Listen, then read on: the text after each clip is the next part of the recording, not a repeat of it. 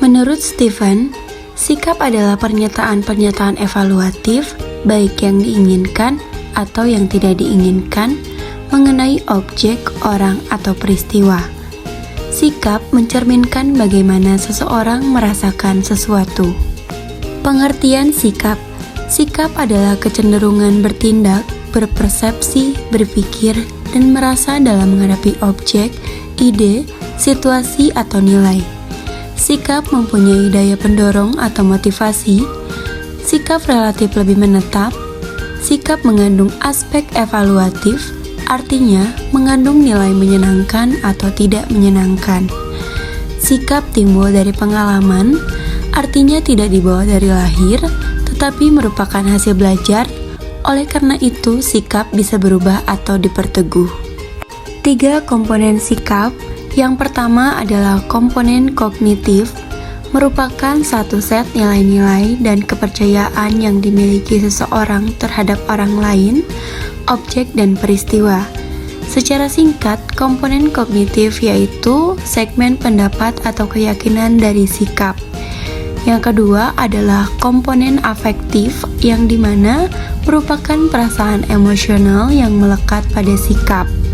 Emosi ini terkait dengan orang, objek, dan peristiwa ketika kita merasa bahagia, marah, atau kecewa.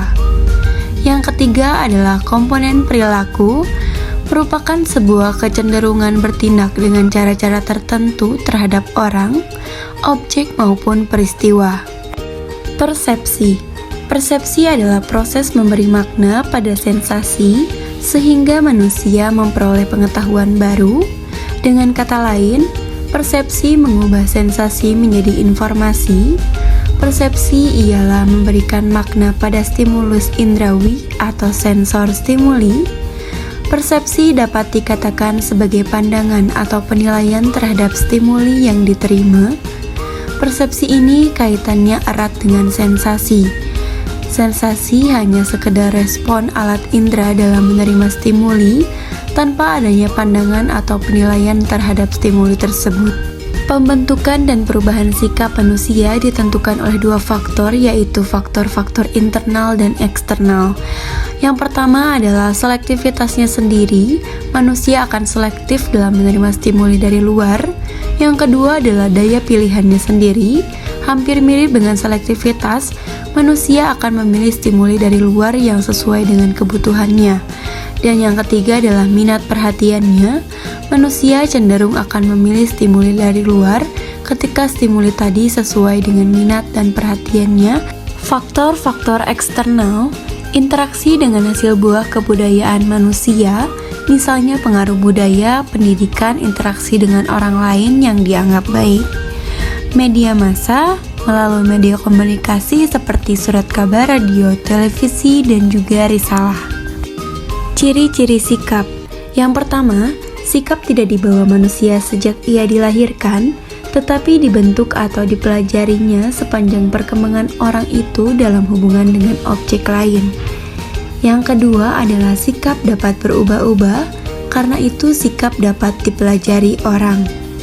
Yang ketiga, sikap tidak berdiri sendiri tetapi senantiasa mengandung relasi tertentu terhadap suatu objek. Yang keempat, sikap dapat merupakan suatu hal tertentu tetapi dapat juga merupakan kumpulan dari hal-hal tersebut. Sikap mempunyai segi-segi motivasi dan segi-segi perasaan. Jiwa Jung membedakan manusia menjadi 2 golongan menurut arah perhatiannya. Seorang ekstrovert lebih mementingkan lingkungan daripada dirinya sendiri, lebih mengutamakan kepentingan umum daripada kepentingan sendiri. Orang semacam ini umumnya berhati terbuka, gembira, ramah tamah, lancar dalam pergaulan, dan memancarkan sikap hangat sehingga dapat mendapat banyak kawan. Dan golongan yang kedua ialah orang yang perhatiannya terutama diarahkan ke dalam dirinya sendiri. Ini disebut introvert. Orang yang bertipe ini lebih mementingkan dirinya sendiri daripada kepentingan umum. Seseorang introvert biasanya pendiam, egoistis, suka merenung, senang mengasingkan diri, dan juga tidak bisa bergaul. Tingkatan sikap yang pertama adalah menerima atau receiving. diartikan bahwa orang atau subjek mau dan memperhatikan stimulus yang diberikan objek. Yang kedua adalah merespon, responding, memberikan jawaban apabila ditanya. Yang ketiga, menghargai, mengajak orang lain untuk mengerjakan suatu masalah adalah suatu indikasi sikap tingkat ini. Dan yang keempat adalah bertanggung jawab atas segala sesuatu yang telah dipilihnya dengan segala resiko, merupakan sikap yang paling tinggi dalam tingkatan sikap.